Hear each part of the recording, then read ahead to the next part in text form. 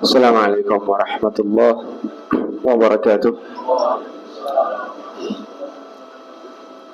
Alhamdulillah nahmaduhu wa nasta'inuhu wa nastaghfiruh wa na'udzu billahi min shururi anfusina wa min sayyiati a'malina may yahdihillahu fala mudilla lahu wa may yudlilhu fala hadiya lahu. Asyhadu an la ilaha illallah wahdahu la syarika lahu wa asyhadu anna Muhammadan 'abduhu wa rasuluh. قال الله تعالى في كتابه الكريم يا أيها الذين آمنوا اتقوا الله حق تقاته ولا تموتن إلا وأنتم مسلمون اللهم صل وسلم وبارك وأنعم على عبدك ورسولك محمد وعلى آله وأصحابه ومن سار على نهجه واستنى بسنته إلى يوم الدين. معاشر المسلمين والمسلمات jamaah musalla ar-rahmah ar-rahman ini dimuliakan Allah subhanahu wa ta'ala. Ini musallanya unik ini, dan belum pernah terpikirkan mungkin oleh negara-negara tetangga, karena di dalam bengkel. Masya Allah, Masya Allah. Alhamdulillah, kita panjatkan puji-puji syukur kita kehadirat Allah subhanahu wa ta'ala.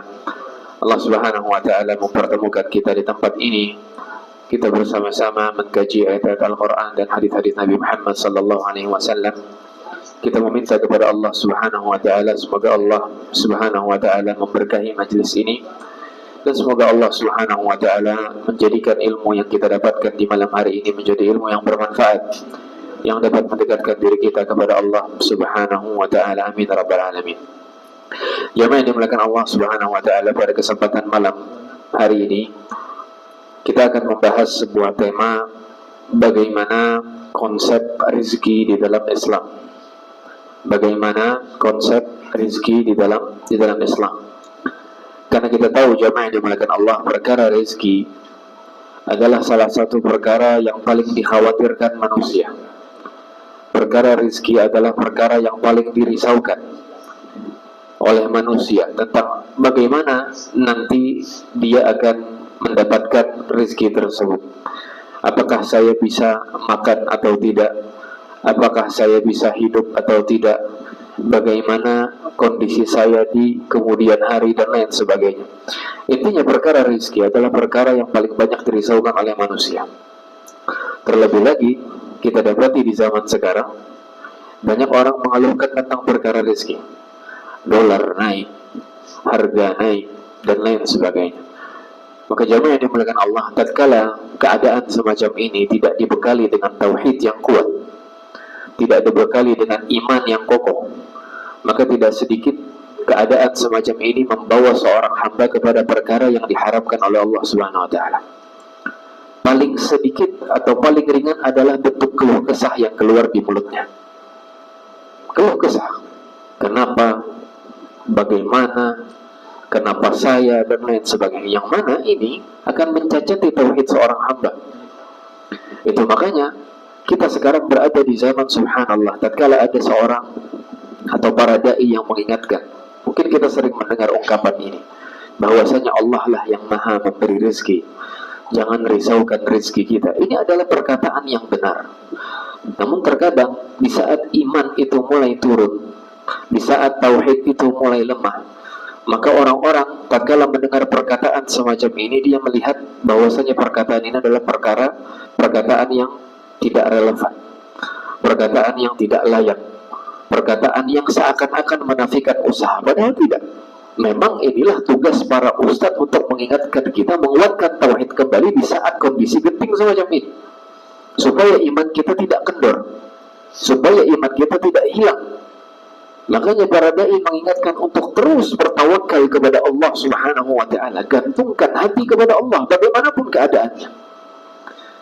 Maka jamaah yang dimuliakan Allah, tatkala pemahaman kita terhadap konsep rezeki di dalam Islam ini pemahaman yang salah, pemahaman yang keliru, maka akhirnya kita akan mendapati, mungkin sedikit banyak kita akan terseret kepada perkara-perkara yang mungkin diharapkan oleh Allah subhanahu wa ta'ala. Makanya ini perkara penting, terlebih di kondisi pada saat ini. Dan siapa di antara kita yang tidak menyukai rezeki? Semua kita suka rezeki. terlebih masalah harta. Dan itu tabiat manusia. Makanya Nabi Muhammad SAW mengatakan, "Lau kana libni Adam wadiyan min dhahab labtagha thalitha." Kalau sekiranya anak Adam itu memiliki 2 lembah sudah penuh emas, dia akan mencari yang ketiga, jemaah. Pian sudah bisi kendaraan sebuah, pian hendak sebuah lagi. Pian sudah diisi usaha 2, pian hendak mencari usaha ketiga.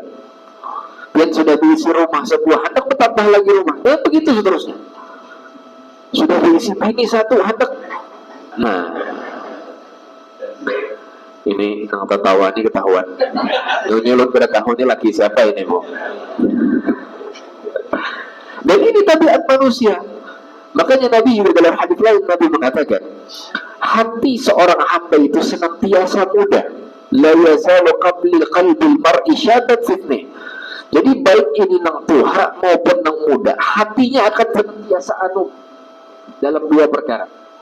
Dalam kenyaringan ke suara jadi efek kada buat tes nasional. Dalam 2 perkara. Perkara yang pertama hubbud dunia. Jadi baik tuha maupun kalau masalah dunia dia akan terus cinta dengan dunia. Yang kedua tulul amal.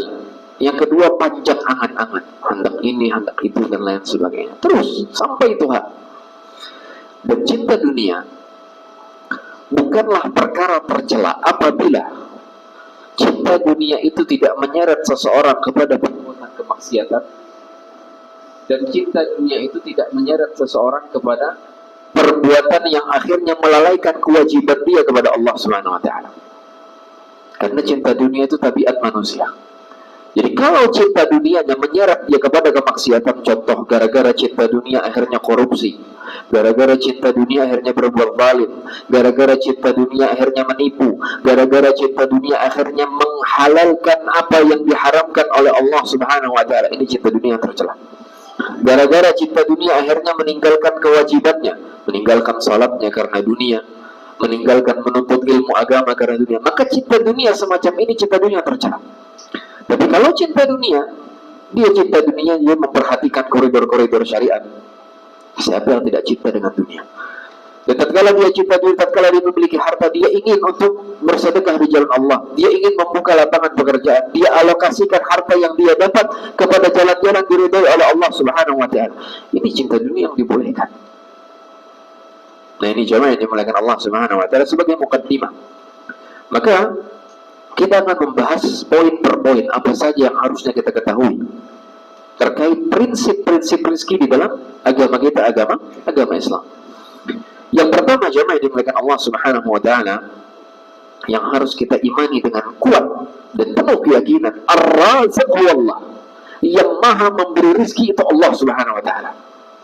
Yang maha memberi rezeki itu Allah Subhanahu wa taala. Harus kita gini, bukan bos kita, bukan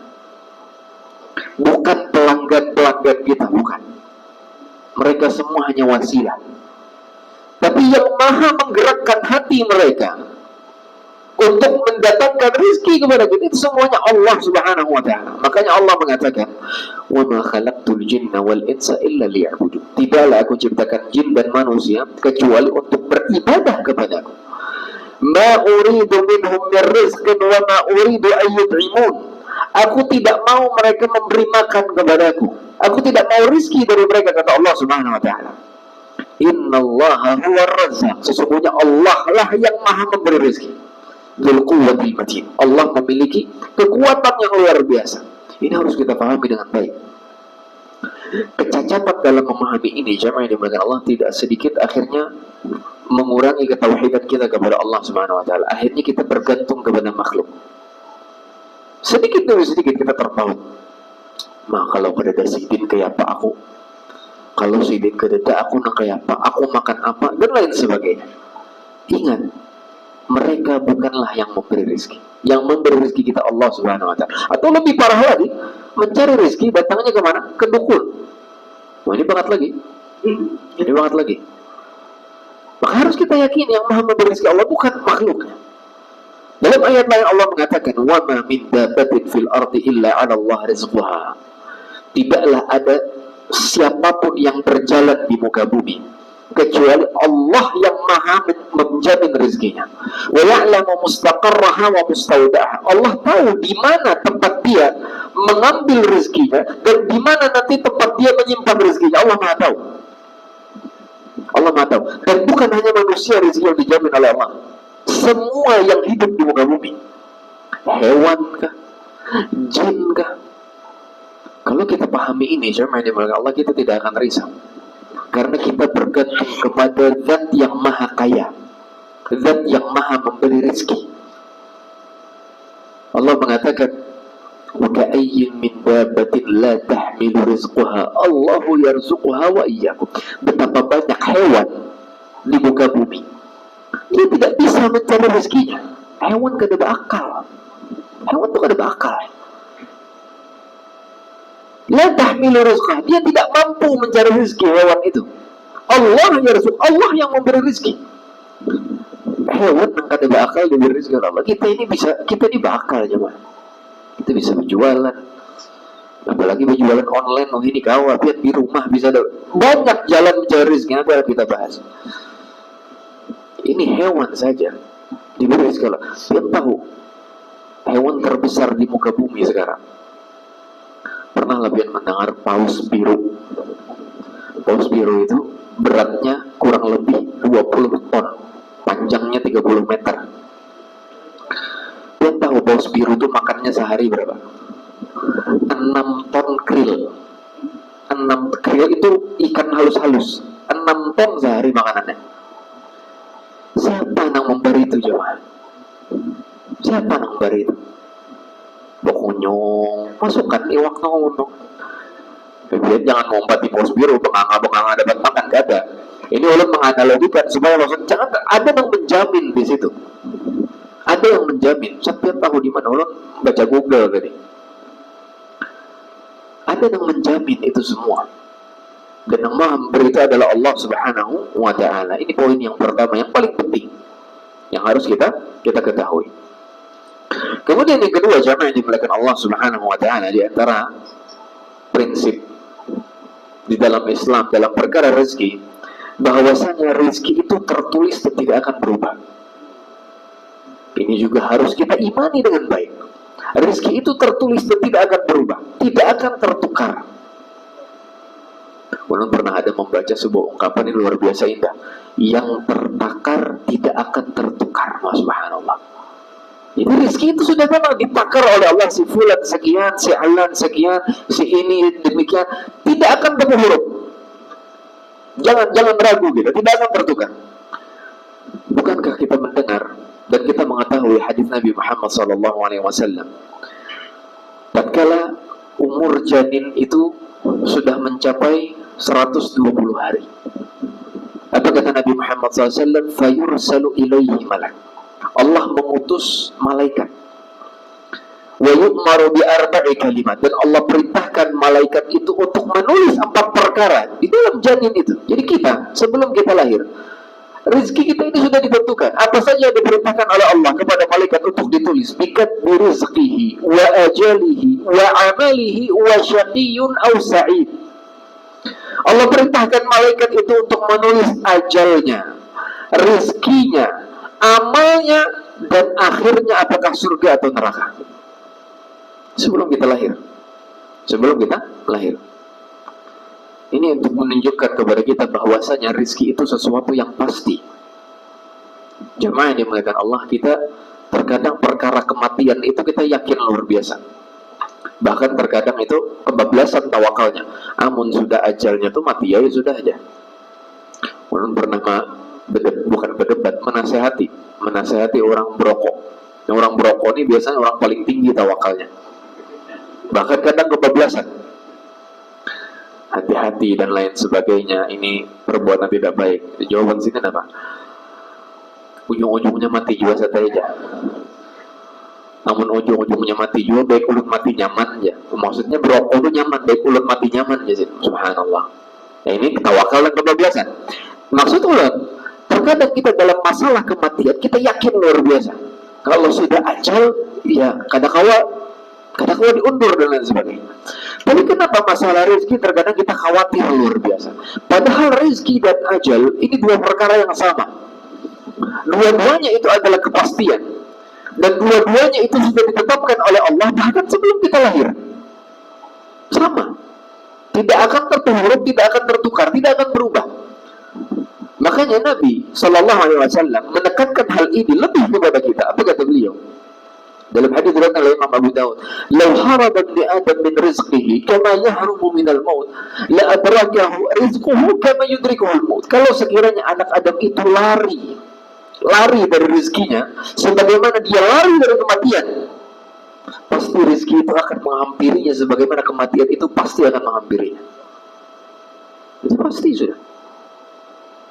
Makanya Nabi Muhammad SAW juga mengingatkan kepada kita tatkala Nabi dibisikkan oleh Jibril. Apa kata beliau? Inna Jibril nafatha fi raw'i. Sesungguhnya Jibril membisikkan ke dalam telingaku, anna nafsan lan tamut hatta tastakmila rizqaha. Sesungguhnya jiwa itu tidak akan diwafatkan oleh Allah sampai rezekinya sempurna. Wallah jamaah, kita amun tatkala kita kondisi mungkin lagi lemah iman, kita ingat hadis-hadis semacam ini meningkatkan keimanan. Ini meningkatkan keimanan. Makanya ini perlu dipelajari. Jiwa itu tidak akan diwafatkan oleh Allah sampai rezekinya sempurna. Artinya amun kita masih bernafas, amun kita masih diberi kehidupan, rezeki kita masih ada, tenang. Guru ulun pernah menceritakan ada seseorang yang suatu ketika dia jatuh ke sumur. Tatkala jatuh ke sumur, alhamdulillah ada yang membantu orang tadi. Akhirnya orang tadi diangkat lagi ke atas. Orang ini tatkala sampai di atas sudah dibantu orang lain, dia kecapean. Akhirnya diberikan segelas susu. Sudah minum susu, ditakuni, kenapa dia kok bisa sampai jatuh ke dalam tadi? Orang tadi kembali mencontohkan, tadi aku ke ini, naik ke ini, hendak mengambil banyu. Dicontohkannya. Sekalinya masuk pulang ke sumur tadi, gugur pulang. Gugur yang kedua dia meninggal. Kenapa yang pertama dia belum meninggal? Dia masih ada rezekinya, satu gelas susu lagi belum habis. Satu gelas susu rezekinya masih ada. Maka tatkala dia sudah diwafatkan oleh Allah, rezekinya baru selesai. Kalau kita masih hidup, masih bernafas, rezekinya itu masih ada. Tenang kita. Nah ini jamaah yang dimuliakan Allah Subhanahu wa ta'ala, sehingga kita itu tidak terlalu khawatir. Kita pasti jamaah, kayak manusiawi, khawatir dengan rezeki itu pasti ada. Tapi yang menjadi masalah apabila khawatir itu berlebihan, itu yang bahaya. Khawatir itu berlebihan yang akhirnya mengeluarkan ucapan-ucapan yang bisa jadi mendatangkan kemurkaan Allah Subhanahu wa ta'ala. Bahkan tadi di akhir hadis Nabi Muhammad SAW mengatakan, khudhu ma halla wa da'u ma haram. Ambil nang halal, tinggalkan nang haram. Kalau memang sudah rezeki itu tidak akan berubah, maka kata Nabi, kalau begitu ambillah yang halal, tinggalkan nang haram. Maksudnya apa? Jadi jamaah yang dimuliakan Allah, ini penting untuk kita pahami. Jadi rezeki kita itu kadang akan berubah. Mau kita menempuhnya dengan cara yang halal atau kita menempuhnya dengan cara yang haram, rezeki kita itu sama. Ini harus kita pahami, harus kita imani supaya kita kada tergiur lawan duit haram. Paham jamaah? Harus kita imani ini. Jadi kalau misalnya kita ada misalnya uang haram dan lain sebagainya, ingat, rezeki kita kada berubah. Kalau kita imani rezeki kita kada berubah, lebih baik kita cari yang halal, tinggalkan yang haramnya. Bukan artinya tatkala kita mengambil yang haram artinya rezeki kita akan lebih bertambah, tidak. Segitu-itu juga. Jadi ada kisah dari Ali bin Abi Thalib. Suatu ketika ada seorang pengemis mendatangi rumah Ali bin Abi Thalib. Ali bin Abi Thalib sudah berniat ingin memberi pengemis tersebut. Jadi pengemis ini datang ke depan rumahnya, ingin minta-minta kepada Ali bin Abi Thalib. Ali bin Abi Thalib ingin memberikan kepada pengemis tersebut. Tatkala Ali bin Abi Thalib mengambil uang ke dalam rumahnya, Ali bin Abi Thalib ini ingin memberikan kepada pengemis tadi 1 dinar. 1 dinar memberi pengemis. 1 dinar itu jamaah kurang lebih 4 gram seperempat emas kalau dikonversikan ke sekarang. Itu 1 1 dinar di zaman dulu, di zaman Nabi. 1 dinar 4 gram seperempat. Dan hitung aja berapa emas, berapa uang ini? Hah? 2 juta? 2 juta setengah mungkin. Kali 4, 10 juta. Nah, itu 1 dinar. Setelah itu, anak diberikan Ali bin Abi Thalib kepada pengemis tadi. Tapi pengemis tadi tidak sabar. Tatkala Ali bin Abi Thalib mengambilkan uangnya, dia melihat ada pelananya unta Ali di depan rumah. Diambilnya, dicontohnya, habis itu berjauhnya. Diambil, dicontohnya, habis itu berjauh. Tatkala Ali keluar, dia tidak mendapati lagi pengemis tadi. Tapi dia dapati pelana ontanya tidak ada. Hilang. Akhirnya Ali suruh pembantunya untuk membeli pelana onta yang baru ke pasar. Diberikan duit, tinggal ke pasar. Sampai di pasar, pembantunya tadi mendapati apa? Mendapati pelana ontanya yang persis punya Ali bin Abi Thalib. Dia dapati pelana ontanya persis punya Ali bin Abi Thalib. Akhirnya dibeli lagi yang itu. Ditanya lawan pedagang, "Kamu dapat ini dari mana? Ini harganya berapa?" "Ini harganya 2 dinar," kata pedagang. "Kamu dapat dari mana?" "Tadi ada yang menjualnya. Dia jual dengan harga 1 dinar." Sama. Maka dia beli lagi, akhirnya dikembalikan kepada, dikasih kepada Ali bin Abi Thalib. Apa kata Ali? "Wallahi istajala rizqa." Demi Allah, orang ini tergesa-gesa. "Lau sabara la akhadahu bil halal." Kalau sekiranya dia sabar sejenak saja, dia akan dapatkan 1 dinar itu dengan cara yang halal. Kalau sekiranya dia sabar. Kisah ini luar biasa memberikan gambaran kepada kita bahwasanya rezeki itu tidak berubah. Mau kita cari dengan cara yang halal atau kita cari dengan cara yang haram. Kalau kita tahu ini, apa kita mencari yang haram? Nah, ini jamaah yang dimuliakan Allah Subhanahu wa ta'ala. Ini poin yang kedua. Poin yang ketiga, jamaah yang dimuliakan Allah. Meskipun rezeki itu sudah tertulis dan tercatat dan tidak akan tertukar, tapi Allah Subhanahu wa ta'ala tetap memerintahkan kita untuk berusaha. Nah, ini yang jangan salah paham. Kebanyakan orang, ini tidak sedikit, banyak orang memahami udah rezeki sudah tertulis juga aja. Rezeki itu kada bakal tepuk huruf juga. Akhirnya apa? Duduk di rumah kada begawi. Ini pengoler. Ini tidak seperti ini Islam ajaran. Islam itu agama sebab akibat. Kita harus menempuh sebab, dan ini perintah Allah Subhanahu wa ta'ala. Meskipun rezeki itu tertulis, kita diperintahkan Allah untuk mengambil sebab untuk mendapatkan rezeki. Mengambil sebab itu mun bahasa kita ikhtiar. Ikhtiar itu mun bahasa Inggrisnya begawi, mencari. Nah, ini jamaah yang dimuliakan Allah Subhanahu wa ta'ala. Apa kata Allah? "Walladzi ja'ala lakumul arda dhalula famshu fi manakibiha wa kulu min rizqi." Dialah Allah yang sudah menjadikan bumi itu mudah bagi kalian. Maka berjalanlah sampai ke ujung-ujungnya dan carilah rezeki Allah Subhanahu wa ta'ala. Perintah Allah Subhanahu wa ta'ala. "Fa idza qudiyatis shalah fantashiru fil ard wabtaghu min fadlillah." Apabila salat Jumat itu sudah selesai, bertebaranlah di muka bumi, cari karunia Allah Subhanahu wa ta'ala. Kita diperintahkan oleh Allah Subhanahu wa ta'ala untuk bekerja. Jadi meskipun rezeki sudah tertulis, tapi kita tetap harus bekerja. Tetap harus bekerja. Kalau suara ulun kegancangan atau apa mic-nya harus dijauhkan apa agak pas aja salah. Baik. Kalau ya ulun kegancangan bocah kada bala. Kada lah pas aja. Kadang nang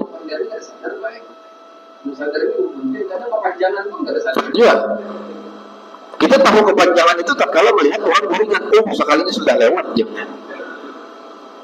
Tapi kalau ini Pak, biasanya sampai Isya. Sampai Isya.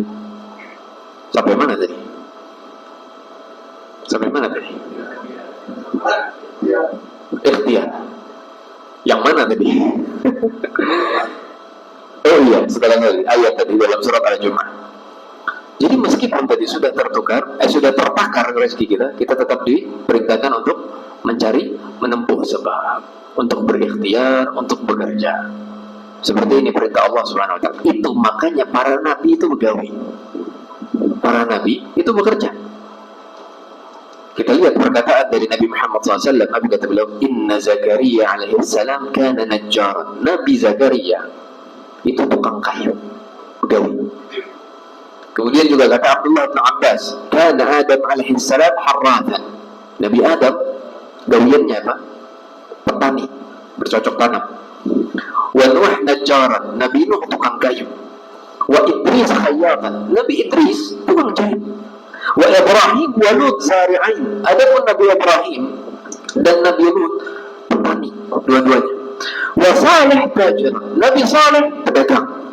Wa Daud zarrada, Nabi Daud pendiksi.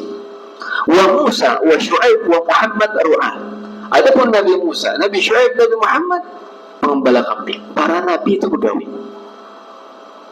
Itu makanya terkadang ada para ustaz menjadikan dakwah sebagai pekerjaan. Ini menyelisih petunjuk Nabi. Ini menyelisih petunjuk Nabi. Kalau mungkin ditanya gawian pian apa? Ulun ustaz. Ustaz itu lain gawian. Ustaz itu lain gawi. Dai bukan gawi. Itu kewajiban. Makanya dai pun juga harus ada pekerjaan. Supaya akhirnya dia tidak mengharapkan dari imbalan dalam dakwah. Akhirnya hatinya bergantung ke situ. Maksud saya ini para nabi saja bekerja. Para nabi saja bekerja dan orang tawakal apa para nabi? Sebagian orang berdalil dengan tawakal. Nabi saja bekerja.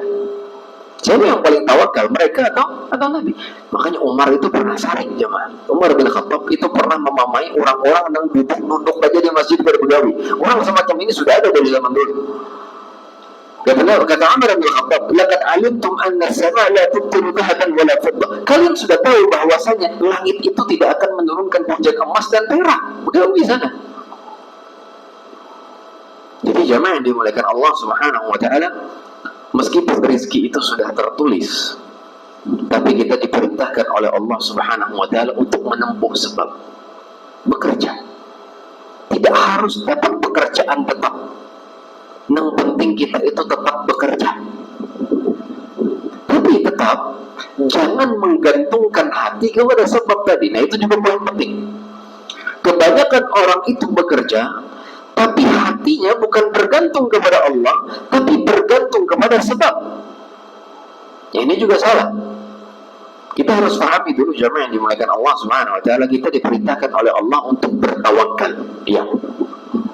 Dan tawakal itu menggantungkan hati kita kepada Allah Subhanahu wa taala. Itu yang pertama. Tapi tawakal bukan hanya menggantungkan hati kepada Allah tanpa melakukan ikhtiar. Karena para ulama mengatakan rukun tawakal itu dua. Maksudnya tawakal tidaklah disebut tawakal yang benar sampai terrealisasi dua perkara. Yang pertama menggantungkan hati kepada Allah, dan yang kedua melakukan ikhtiar, melakukan sebab. Kalau salah satunya saja dilakukan, itu bukan tawakal. Contoh, kita hanya bergantung kepada Allah saja, tapi kita tidak begawi, tidak melakukan ikhtiar, ini bukan tawakal. Atau maksudnya kita sudah lakukan ikhtiar, kita sudah berusaha, tapi kita tidak menggantungkan hati kepada Allah, kita gantungkan kepada sebab. Dan betapa banyak orang semacam ini. Ini juga bukan tawakal. Ulun hendak berdagang, hendak berusaha, ulun sudah mendatangkan barang-barang yang bagus, ulun sudah mencari lokasi yang strategis, ulun sudah marketing, sudah ulun pikirkan seperti ini. Dia menggantungkan semuanya kepada sebab, seakan-akan sebab itulah yang menentukan rezekinya. Bukan. Kita hanya diperintahkan oleh Allah, gawi sebab, sekecil apapun sebabnya, tetap gantungkan hati kepada Allah Subhanahu wa taala. Karena terkadang bisa jadi Allah berikan rezeki meskipun sebabnya remeh. Dan Allah maha mampu melakukan itu.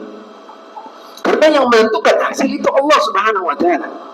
Kita diperintahkan oleh Allah untuk bergantung kepada Allah dan lakukan sebab meskipun sebab itu kecil. Apa contohnya? Tatkala Allah Subhanahu wa ta'ala di dalam surat Maryam, Allah perintahkan kepada Jibril untuk berbicara kepada Maryam. Apa kata Jibril? Tatkala Maryam itu berada di puncak keletihan, ini hamil. Maryam itu di puncak kehamilannya, di puncak kesakitannya, puncak keletihannya, dan pada saat itu Maryam merasa lapar. Apa kata Jibril? Berkata kepada Maryam, wa huzzi ilaiki bi jid'in nakhlati tusaqit alaiki rutaban janiyya. Wahai Maryam, coba ikam goyang pohon kurma itu, niscaya akan berjatuhan darimu buah rutop, buah kurma. Rutop itu kurma basah. Niscaya akan berjatuhan kepadamu rutop yang dari atas tadi, akan berguguran. Kau bisa makan dari kurma itu. Tapi disuruh Allah untuk apa? Mengguyang pohon kurma. Ini orang hamil lagi di puncak keletihan, puncak kesakitan, disuruh mengguyang pohon kurma. Lakian nang kuat aja mengguyang pohon kurma, itu kita nang berguyang. Kitanya nang berguyang. Pohonnya nggak bergerak. Bagaimana dengan wanita hamil? Wanita di puncak keletihan, puncak kesakitannya. Di sini Allah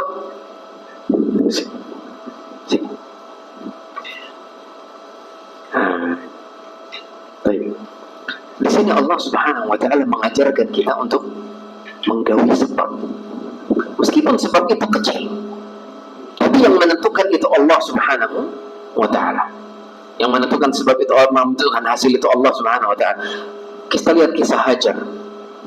Hajar tatkala ditinggalkan oleh suaminya Ibrahim di tempat yang tandus, tidak ada makanan, tidak ada minuman, tidak ada manusia. Tidak. Akhirnya Hajar berjalan dari Safa ke Marwah, bolak-balik mencari bantuan. Tiba-tiba Allah Subhanahu wa taala pancarkan dari kaki Nabi Ismail yang kecil itu mata air yang mencurat ke atas. Allah bisa langsung memberi Hajar itu air, bisa kan? Bisa langsung tanpa harus mondar-mandir aja. Tapi Allah mengajarkan kepada kita gawi sebab terlebih dahulu. Karena hasil Allah nama menentukan, hasil Allah nam memberikan. Itu makanya Al-Imam Ibn Rajab Al-Hambali beliau menyebutkan tatkala beliau mengomentari hadis Nabi Muhammad SAW, "Lau annakum tatawakkaluna 'ala Allah haqqa tawakkulihi la razaqakum kama yarzuqut tayr taghdu khimasan wa taruhu bitana." Kalau sekiranya kalian bertawakal kepada Allah dengan sebenar-benarnya tawakal, niscaya Allah akan memberikan rezeki kepada kalian sebagaimana Allah memberi rezeki kepada seekor burung. Allah memberi rezeki kepada seekor burung. Tardu khimasan wa taruhu bitana. Burung itu berangkat di pagi hari dengan keadaan perut kosong, pulang di sore hari dengan keadaan perut yang sudah terisi. Kata Imam Ibn Rajab Al-Hambali, wa hadzal hadits aslun fit tawakkul. Hadis ini pondasi dalam bab tawakal. Wa annahu min a'zamil asbab allati yustajlabu biha rizq, dan bahwasanya tawakal ini di antara sebab utama untuk mendatangkan rezeki. Ingat, tawakal itu sebab utama mendatangkan rezeki. Jangan gantungkan hati kepada makhluk, gantungkan hati kepada Allah. Jangan gantungkan hati kepada sebab, gantungkan hati kepada yang maha menciptakan sebab.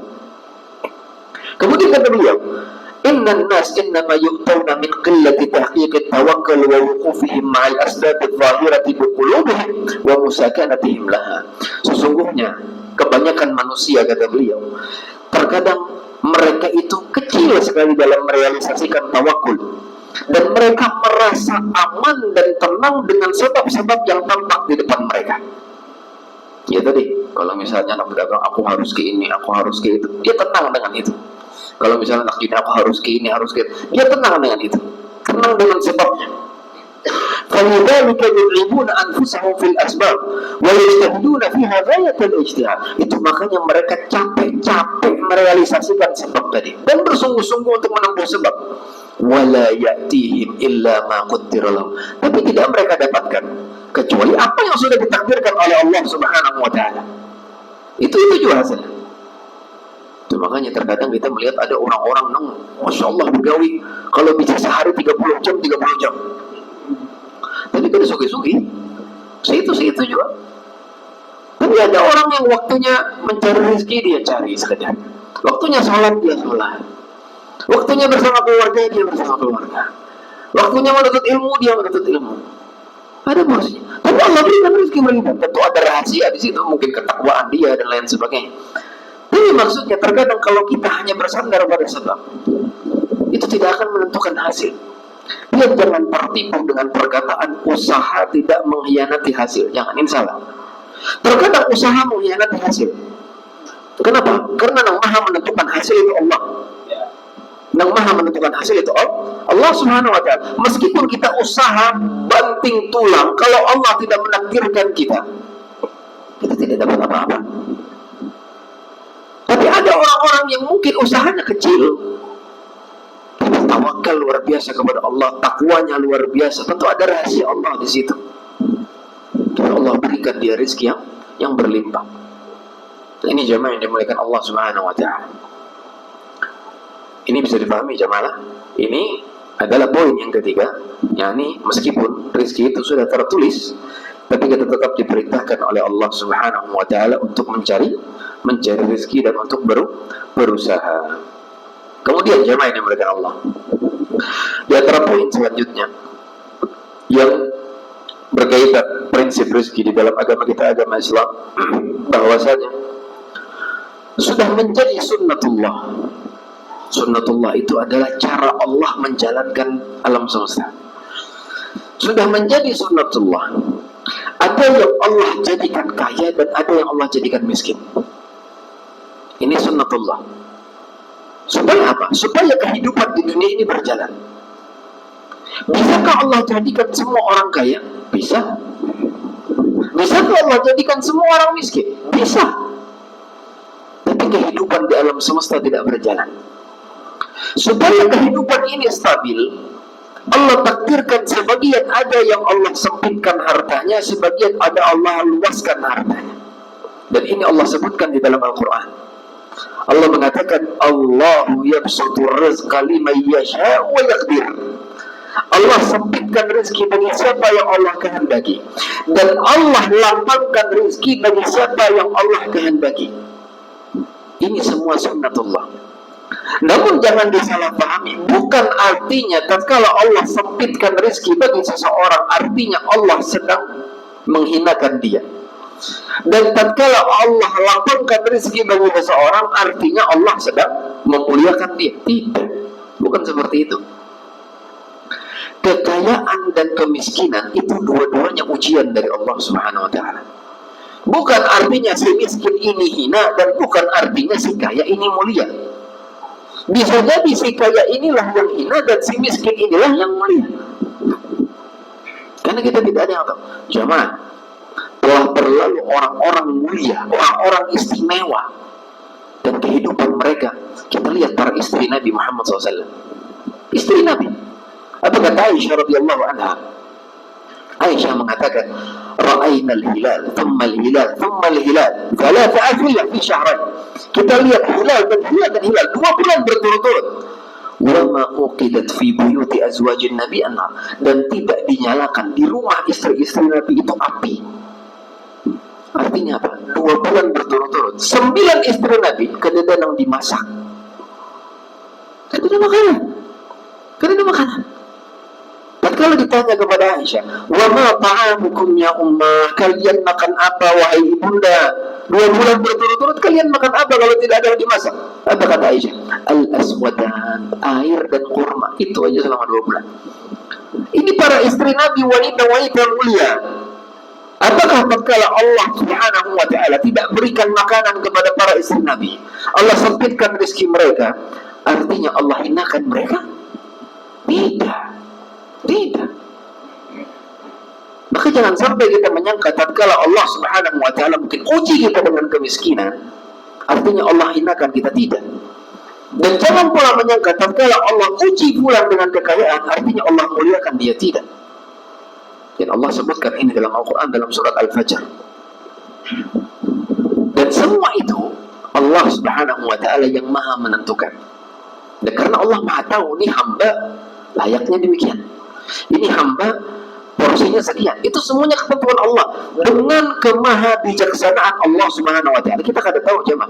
Bisa jadi mungkin kita minta, ya Allah, ulun minta rumah mewah ya Allah. Ya Allah, ulun minta ruko 3 buah ya Allah.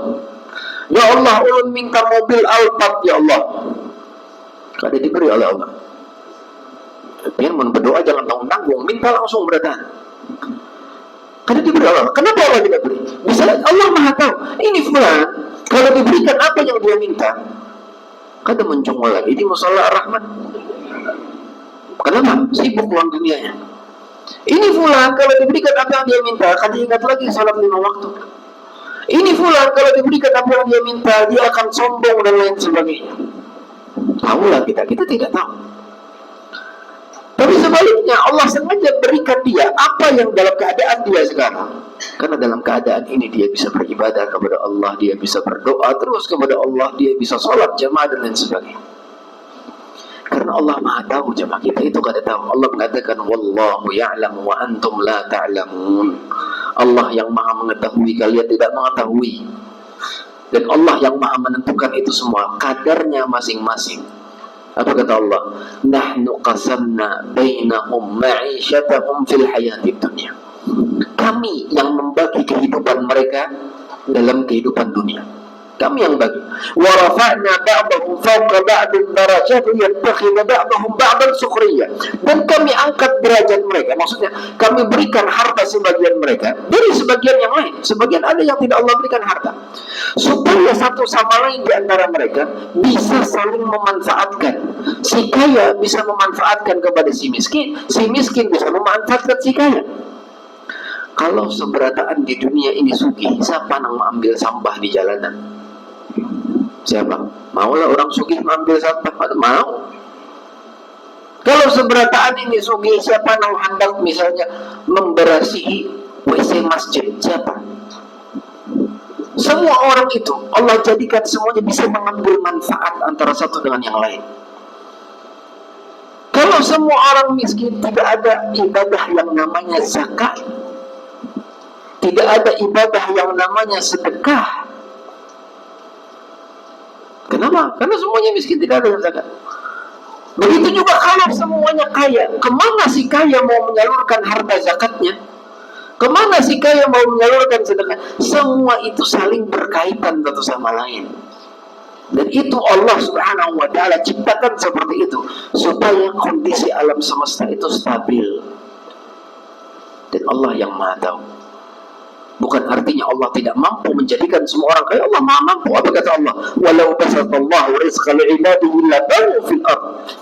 Kalau semuanya Allah jadikan rezekinya itu sama semuanya, berlimpah, semuanya akan melampaui batas di muka bumi. Semuanya akan zalim. Walakin yunazzilu biqadarin ma yasha. Tapi Allah berikan kadarnya masing-masing sesuai kehendak Allah Subhanahu wa ta'ala. Maka kita jangan buruk sangka kepada Allah. Allah mampu Maha memberikan apapun yang kita minta kepada Allah, mampu memberikannya. Makanya apa kata Allah Subhanahu wa ta'ala? Law anna awwalakum wa akhirakum wa insakum wa jinnakum, dalam hadits qudsi. Wahai sekalian manusia, kalau sekiranya manusia pertama di antara kalian sampai manusia terakhir di antara kalian, dan jin pertama di antara kalian sampai jin terakhir di antara kalian, qamu fi sa'idin wahid, semuanya berada di satu tanah lapang, semuanya. Berapa triliun manusia, berapa triliun jin yang berkumpul. Fasa'aluni, semuanya meminta kepadaku. Fa'abaitu kulla wahidin minhum mas'alata. Semuanya meminta dan semuanya aku berikan permintaannya. Ada yang minta ini, ada yang minta itu, ada yang minta menambah bini dan lain sebagainya. Semuanya diberikan oleh Allah Subhanahu wa ta'ala. Apa kata Allah? Ma naqasa dzalika min mulki syai'an. Sedikit pun kada mengurangi kekuasaanku. Allah ingin menjelaskan kepada Allah itu Maha Kaya. Bukan berarti tatkala minta kepada Allah, kita minta kepada Allah, kemudian mungkin tidak Allah berikan di dunia. Bukan berarti Allah tidak mampu memberikan, tidak. Allah Maha tahu apa yang terbaik bagi kita. Itu yang harus kita yakini. Itu yang harus kita imani. Dengan keyakinan semacam ini, jemaah yang dimuliakan Allah, ini akan mendatangkan ketenangan. Kita ini hamba yang beriman. Ini prinsip-prinsip yang harus kita imani. Prinsip-prinsip yang harus kita yakini. Keyakinan dan keimanan semacam inilah yang mendatangkan ketenangan, keamanan, terlebih dalam kondisi genting semacam ini. Kemudian yang terakhir, karena sudah masuk waktu Isya, prinsip yang terakhir, jangan batasi rezeki hanya pada harta. Jangan batasi rezeki hanya pada harta. Kalau seseorang membatasi rezeki hanya pada harta, ia kada akan bersyukur selama-lamanya. Ini akan ngalir bersyukur. Kenapa? Karena dia hanya bersyukur apabila dia mendapatkan harta. Padahal rezeki tidak hanya terbatas pada harta saja. Anak yang saleh itu rezeki, istri yang salehah itu rezeki, kesehatan itu rezeki, nikmat ibadah itu rezeki. Di saat ada orang yang hartanya banyak kada mau beribadah, di saat ada orang yang hartanya banyak tapi penyakitnya juga banyak. Orang duit sing banyak kan inya bisa bayar dokter paling mahal, beli obat paling mahal, beli fasilitas rumah sakit paling mewah. Tapi kada kawa makan ini, kada kawa makan itu, kada kawa macam-macam. Pantangannya sing banyak kan. Obat harus minum terus. Tapi orang miskin dengan tenang, subhanallah, makan gorengan, makan ketupat kandangan, makan nasi kuning, gaduh-gaduh, nyaman. Nyaman hidupnya. Sekalinya stroke juga ya. Intinya, tatkala kita membatasi rezeki itu hanya pada harta, ini kali bersyukur jemaah. Makanya Nabi mengajarkan kepada kita, nikmat itu terkadang meskipun di mata kita kecil, tapi itu hakikatnya nikmat yang besar. Apa kata Nabi? Man asbaha minkum aminan fi sirbihi mu'afan fi jasadihi indahu qutu yawmihi faka'annama hizat lahu dunya bihadafiriha. Barang siapa yang dia mendapatkan keamanan dalam rumahnya pada hari itu, dia mendapatkan kesehatan di tubuhnya pada hari itu, dan dia mendapatkan makanan pada hari itu untuk dirinya, tidak usah berbicara bagaimana besok, tidak usah berbicara bagaimana minggu depan. Pada hari itu dia ada tempat tinggal, dia dapat keamanan, dia dapat kesehatan, dia dapat makanan. Apa kata Nabi? Faka'annama hizat lahu dunya, seakan-akan dunia dibentangkan kepadanya. Itu nikmat yang luar biasa.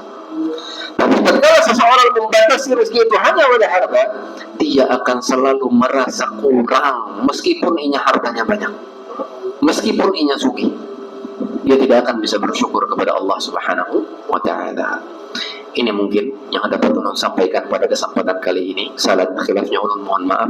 Ulun mohon maaf juga kalau waktunya kelewatan. Semoga yang disampaikan tadi bermanfaat. Kita tutup dengan doa kafaratul majlis. Subhanakallahumma wa bihamdika asyhadu an la ilaha illa anta astaghfiruka wa atubu ilaik. Wassalamualaikum warahmatullahi wabarakatuh.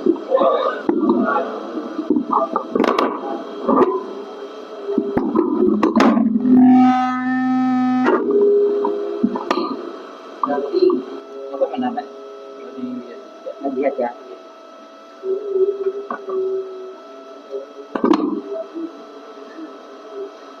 Allah